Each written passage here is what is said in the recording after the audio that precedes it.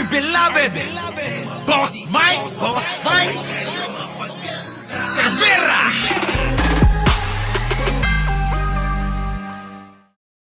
Sila mismo ang bumabara, mga kababayan.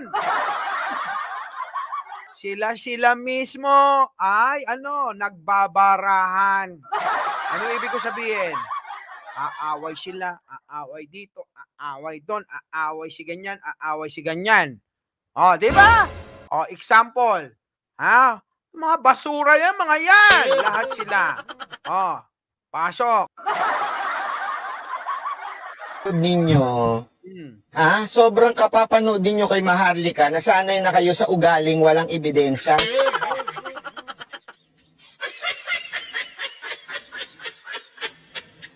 I'm warning you, makinig kayo mga vlogger. Konti na lang, medyo nagpipigil lang ako, papangalanan ko na kayo. Konti na lang talaga at ugaliin ninyong maglabas ng balita ng walang ebidensya. Hindi ko kayo sasantuhin. Maniwala kayo sa akin. Papangalanan ko na kayo sa susunod. Diba mga basura? Mga basura. Marvel Avila, mga basura. Naghahanap ang mga DDS ng basura. Pero hindi nila alam na sila mismo ang basura ng bayang ito. Diba? O, tira. Kasi nakakakita na ako ng mga DDS vlogger na ang hilig maglabas ng walang ebidensya. Huwag kang magmura! Minumura mo pati kakampi mo. Hindi, dapat ganon. Minumura niya eh. Ha? O, sige, pasok. Kagalit eh. Buti pa si Banat Bay, alam niya na naglalabas yung mga yan ng walang ebidensya. Diba? Oh. Ako ng mga DDS vlogger na ang hilig maglabas ng walang ebidensya. Tangina nyo, kakapanood nyo kay Maharlika, nahawa na kayo. Ngayon! Grabe! Sabi ko sa inyo eh, yan ang mga basura. Alam nila, maging ang mga kasama nila, hindi sumasang-ayon sa kanila kasi dadalang sila ng dada kahit walang ebidensya. Di ba? Gusto nyo pang gawing bayani ito si Morales? Oo nga, gusto pa nga patayo ng rebulto. At hindi lang yun. Kailangan katabi ni Andres Bonifacio sa monumento. Oo. Siya na lang, pag pinatayuan doon, si Bakin ni Andres Bonifacio yung ulo. Grabe, kawing bayani. Kundi ba naman mga bobo? Alam niyo yung mga may gusto niyan? Oo, yung isang grupo ng mga shit. Oo. Dito naman kay Labanat Bay, DD. O, di ba? O, yung isa naman, shit. O, DD at saka shit. Alam niyo na. O, sige, tuloy mo. Murahin mo lahat yung mga hinayupak na mga kasama mo.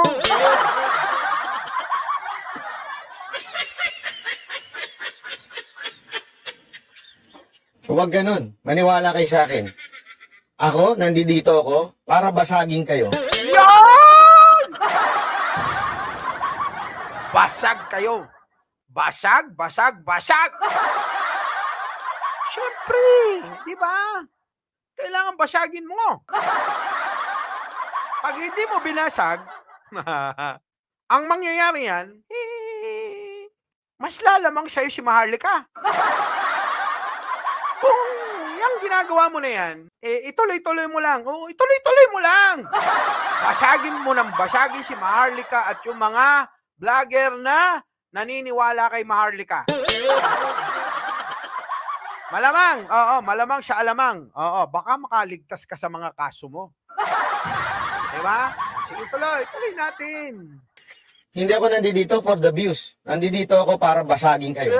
Chusera, for the views? Yung daw, yung si bayani. Si Banat Bay ang bagong bayani ng social media. Hindi siya for the views. Oo, hindi tulad ni Maharlika. Si Maharlika, for the views lang yan. Alam nyo na ha, si Banat Bay nasa grupo ng DD. Si Maharlika nasa grupo ng shit. Pag pinagsama mo, DD shit. Ha? Ay, pasok! Ang DD at shit nag-aaway.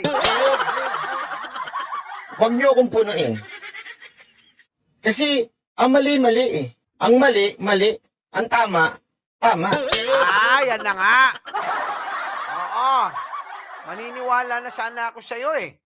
Na ang mali ay mali, ang tama ay tama. Tama yung sinasabi mo. Pero iba yan sa ginagawa mo. Di ba mga kababayan?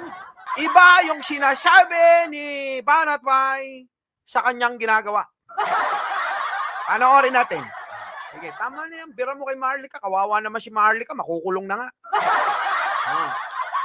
Asa na ba yun? Ito. Naniniwala naman si Senate President Jesus Cordero na seryoso ang mga aligasyong ibinato kay Roque at siya mismo ang dapat sumagot sa issue. Makinig kayo ha. Eto na. Eto yung sinasabi ko. Pagtatanggol niya si Roque. Ha? Pagtatanggol niya si Roque. Ha, Boss Mike, gusto yatang kumampi. Siya ba? Hindi tatanggapin. Diba? Kakampi nga niya eh. Kakampi nga niya, nilalaglag niya eh. Paano pa namin tatanggapin yan? Oo. Wag na. Okay, sige, tuloy. Kaya sana raw ay gamitin ni Roque ang pagkakataon sa Senado na magpaliwanag. Maging ang Presidential Anti-Organized Crime Commission o PAOK plano na isama sa kanilang investigasyon si Attorney Harry Roque. Ayan na. Sinasabi mong tama, mali. Pasok. Sigurado raw ang ahensya na abogado si Roque ng Lucky South Pogo at service provider ng Whirlwind. Alam mo, sinagot naman niya yan eh. Abogado siya. Abogado siya. Pagtanggol mo ha. Okay. Sinagot na daw. Nung Lucky Star. Ang abogado siya, yung service provider. Ewan ko kung anong pinalalabas nito. At nung abogado siya, wala na siya sa gobyerno. Alam mo, hindi, abogado siya eh. Ano gusto nyo? Itigil niya na yung pagiging abogado niya? Kita mo?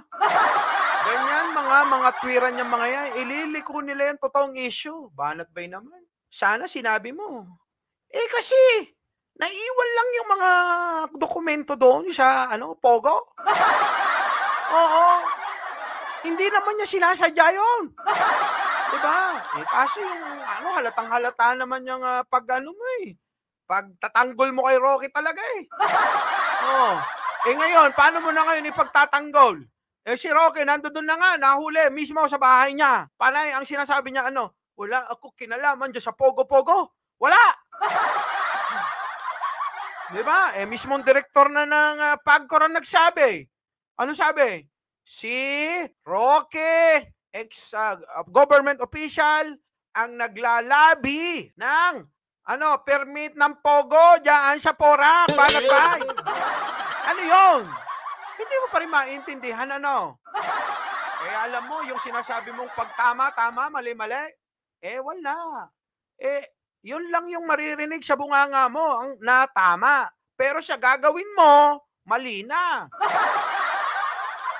Abogado siya nung service provider. Ang ibig sabihin po ng service provider, kasi itong Pogo, it's a Chinese company na nangangailangan ng middleman o yung service provider.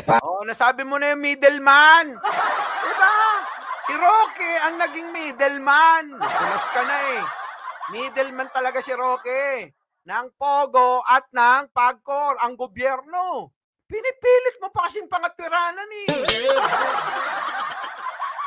Paano kaya magaya yung labi ni Banat Bay na nakaganon lang?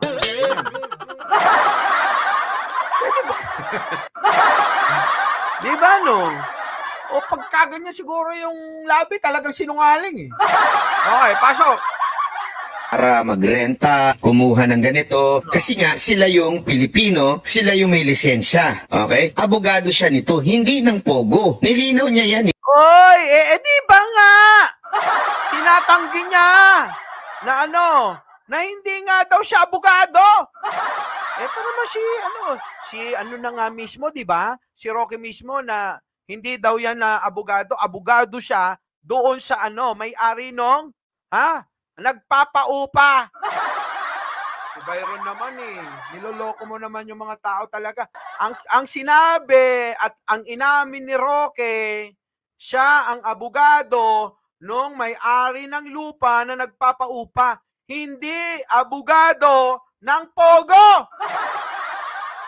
Ano sinasabi nito? So sino ba totoo sa inyong dalawa?